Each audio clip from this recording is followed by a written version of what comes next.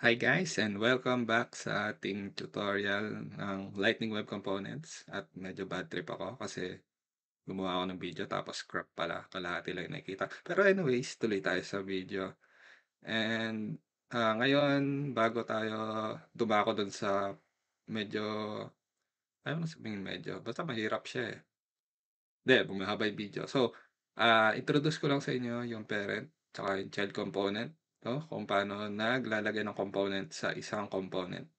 So, dito sa tutorial, so nag-declare na ako ng parent component kung nakikita nyo. Nilagay ko na rin sa layout. And gumawa din ako ng child component, no? Na walang laman. So, ang goal natin is mailagay natin tong child dito sa ating parent component. So, bilisan na natin para mabilis lang ang video. So, gagawa ako dito ng H1 para makita lang natin na ito yung parent. Ako ang father tuloy.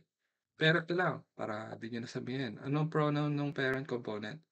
So, nakikita nyo rin, ayan, nag-recommend na siya. Ang talino ko, yan din gagawin ko eh. So, save muna natin siya, then i-deploy natin. Then, dito sa child, lalagyan din natin ng save, pero ilagay natin, ako ang child. Ako ang child, then deploy na rin natin agad.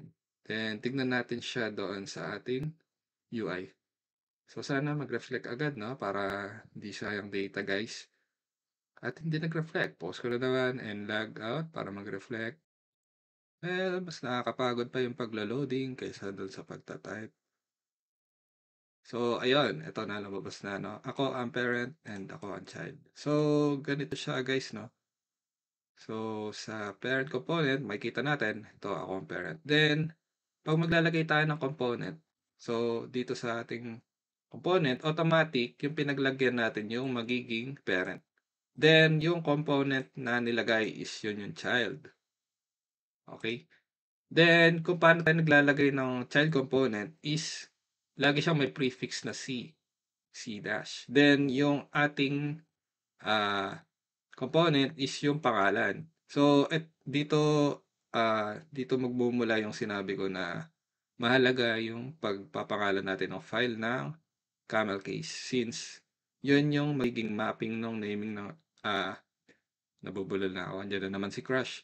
So, ayun, ang kahalagahan ng camel casing. Since, pag nag-declare tayo ng child component, is yun yung magiging pangalan. Yun yung magiging tag. So, ang format niyan is C dash, then yung file name. So, kunwari, yun nga, yung my first component. So, kung yung my first component is naka-Pascal case ng ganito, kunyari, dito tayo sa baba para mas malinaw. So, kunyari, ito yung pangalan ng component mo, nung create mo yung LWC. So, ang magiging pangalan yan is C dash my first component. So, yan yung kahalagahan ng file name. Okay? So, apart from that, nag-English pa kasi. Nabulol tuloy. So, yung child component, kung papapansin nyo yung metadata is yung expose niya is naka-false. No? Pero, nakikita pa rin natin siya rito.